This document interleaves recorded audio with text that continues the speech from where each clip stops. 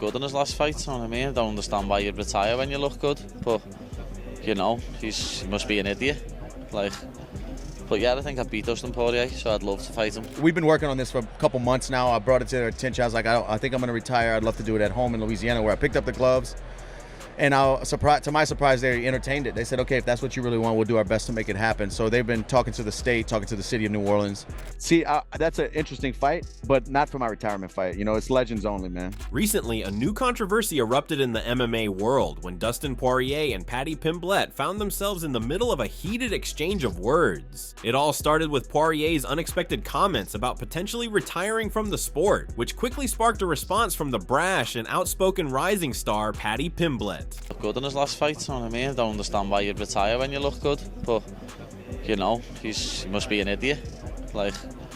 But yeah, I think I beat Dustin Poirier, so I'd love to fight him. Poirier, known for his legendary status in the lightweight division, had been hinting at stepping away from MMA after a few more fights. His comments regarding his potential retirement seemed to come as a surprise to many. The idea of Poirier, a fighter who had been at the top of the sport for years, calling it quits caused a ripple effect, and fans and fighters alike began speculating on what this could mean for the future of the lightweight division.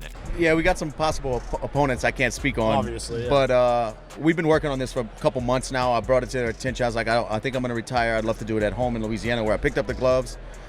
And to my surprise, they entertained it. They said, okay, if that's what you really want, we'll do our best to make it happen. So they've been talking to the state, talking to the city of New Orleans, and pushing forward. So I think we're close.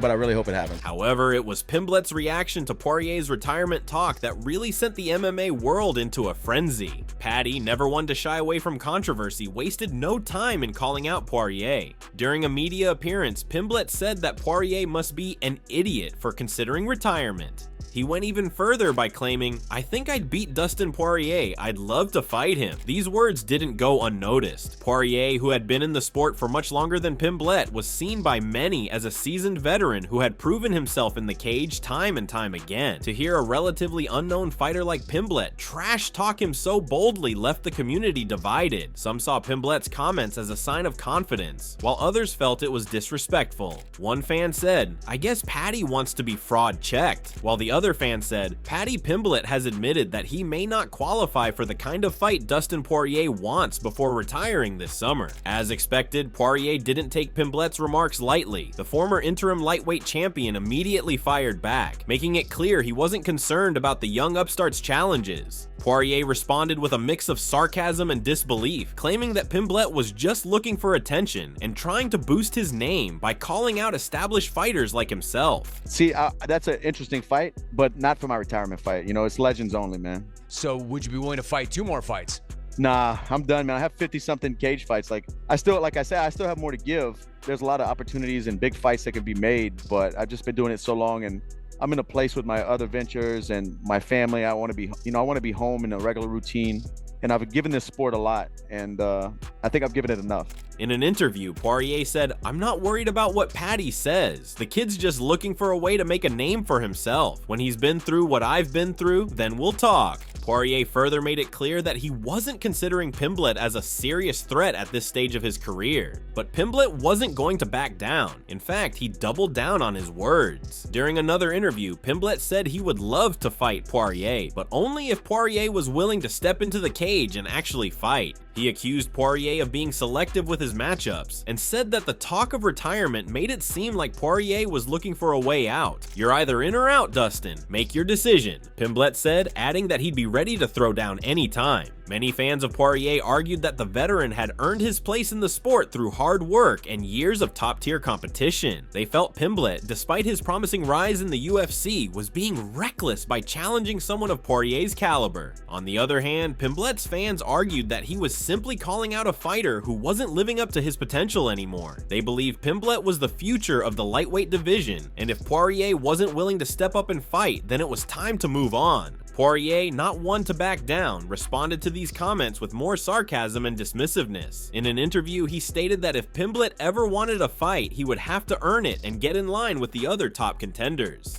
"I've fought the best of the best. He's still trying to prove himself. When he's ready to fight someone like me, we can talk," Poirier said, making it clear that he wasn't interested in giving Pimblett the platform he was seeking. However, Paddy Pimblett was asked about Dustin Poirier's legacy, and he gave a candid response. He said that Poirier is half a legend. Pimblett acknowledged that Poirier is one of the best fighters in the UFC who hasn't won a title. According to Pimblett, a lot of people don't really count an interim title as the same as winning the real title. Pimblett compared Poirier to Carlos Condit, saying that Poirier is like Condit in the lightweight division. Both are considered some of the best fighters to never win an official championship. Despite Poirier's impressive career, Pimblett seemed to suggest that not winning the title holds him back from being considered a true legend in the sport. Very quickly, I've been asking a lot of people this question, specifically in the lightweight division.